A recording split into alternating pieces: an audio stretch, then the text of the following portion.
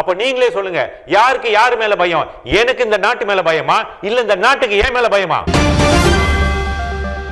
இந்த KKP by எலெக்ஷன்ல போட்டி வந்து ஒரு சீன வேட்பாளருக்கும் ஒரு மலாய் வேட்பாளருக்கும் தான் நடக்குது. ஆனா இந்த இந்திய வாக்குகள் வேணும்னு பல முயற்சி எடுக்கிறாங்க. அதுல பொய் பிரச்சாரமும் இருக்கு, அவதூறும் இருக்கு.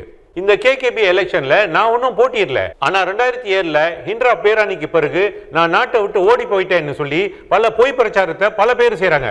இது குறிப்பிட்டு பிகேஆரும் டிஏபி சப்போர்ட்டர்ஸும் செய்யறாங்க. 2007ல அந்த ஹிண்ட்ரா பேரணி முடிஞ்ச பிறகு நான் தமிழ்நாட்டுக்கு போயிருந்தேன். ஏன் நான் தமிழ்நாட்டுக்கு போயிருந்தேன்னா, அங்க உள்ள தமிழ்நாட்டோட சீஃப் மினிஸ்டர் கலைஞர் கருணாநிதியை பார்க்கணும்னு சொல்லி நான் போயிருந்தேன். ஏன்னா அவர் வந்து ஒரு தமிழ் தலைவர். கலைஞர் கருணாநிதியை பார்க்கறது வந்து ஒரு ஈஸியான வேலை கிடையாது. ஏன்னா அப்போ வந்து அவர் வந்து சாமியாலு கூட ரொம்ப க்ளோஸா இருந்தாரு, மைக்கா கூட ரொம்ப க்ளோஸா இருந்தாரு. அந்த சூழ்நிலையிலையும் நான் அவரை பார்த்து இந்திய சமுதாயத்துக்கு நடக்கிற பிரச்சனை அவர்கிட்ட விலக்கி சொன்ன பிறகு அவர் என்கிட்ட ஒரு வாக்குறுதி கொடுத்தாரு.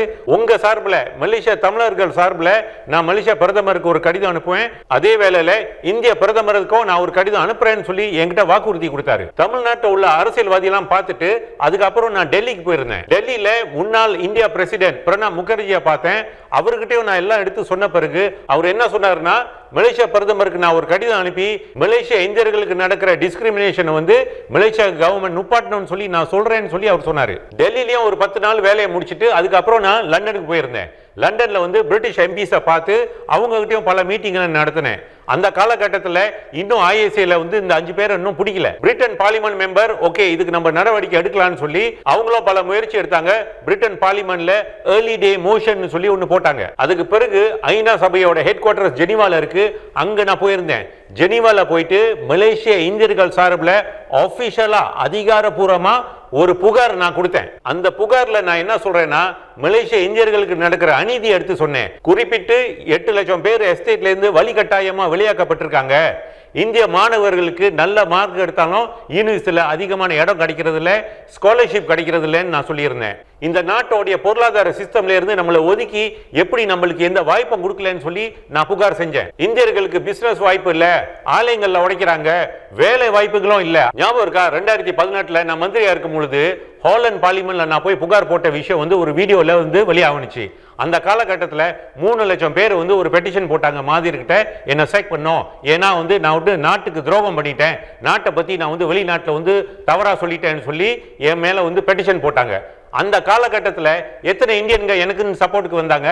நான் பிரிட்டன் பார்லிமெண்ட்ல புகார் கொடுத்திருக்கேன், ஐநா சபையில புகார் கொடுத்திருக்கேன், Holland parliament, Belgian parliament, European பார்லிமெண்ட்ல புகார் கொடுத்திருக்கேன், அமெரிக்கா சட்டசபையில புகார் கொடுத்திருக்கேன். பிரிட்டன் பார்லிமெண்ட்ல 3 பிரீஃபிங் செஞ்சாங்க. அதுல 2 வந்து ஹவுஸ் ஆஃப் லார்ட்ஸ்ல செஞ்சாங்க, ஒரு பிரீஃபிங் வந்து ஹவுஸ் ஆஃப் காமன்ஸ்ல செஞ்சாங்க. இவ்வளவு செஞ்சனால தான் மலேசியா அரசாங்கம் என் பாஸ்போர்ட்டை கேன்சல் பண்ணிட்டாங்க.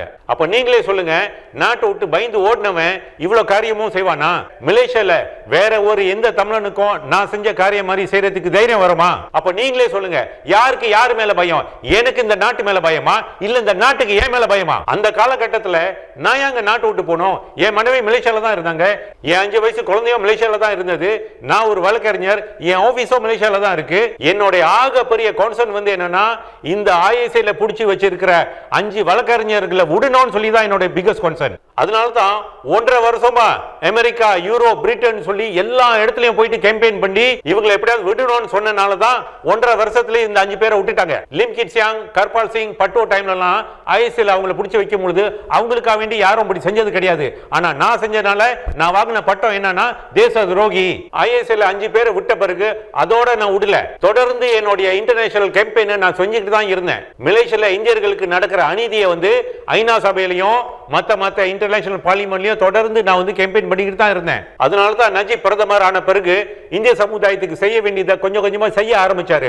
ஒரு உதாரணத்துக்கு மெட்ரிகுலேஷன் வந்து இந்தியர்களுக்கும் திறந்து விட்டாரு. அதுக்கப்புறம் உங்களுக்கு எல்லாம் ஞாபகம் இருக்கும், 2012ல வந்து நஜீப் கிட்ட வந்து ஹிண்ட்ரா வந்து ஒரு MOU சைன் பண்ணியிருந்தோம். அந்த MOU சைன் பண்ணனால தான் இன்னைக்கு வந்து நம்மளுக்கு மித்ராவும் இருக்கு, 100 மில்லியனும் இருக்கு. இவ்வளவும் செஞ்ச என்ன ஒரு தேச துரோகி, நாட்டை விட்டு ஓடிட்டேன்னு சொல்றதுக்கு ஒரு மனசாட்சி வேணுங்க. வெளிநாட்டுல போய் இவ்வளவும் செய்யறதுக்கு ஒரு வீரமோ துணிச்சலும் வேணும். மலேசியா இந்தியர்களுக்கு வெளிநாட்டுல நான் செஞ்ச காரியத்தை நினைச்சு நான் ரொம்ப பெருமைப்படுறேன். இந்த நடவடிக்கையை மறுபடியும் செய்யறதுக்கு கொஞ்சம் கூட தயங்க மாட்டேன்.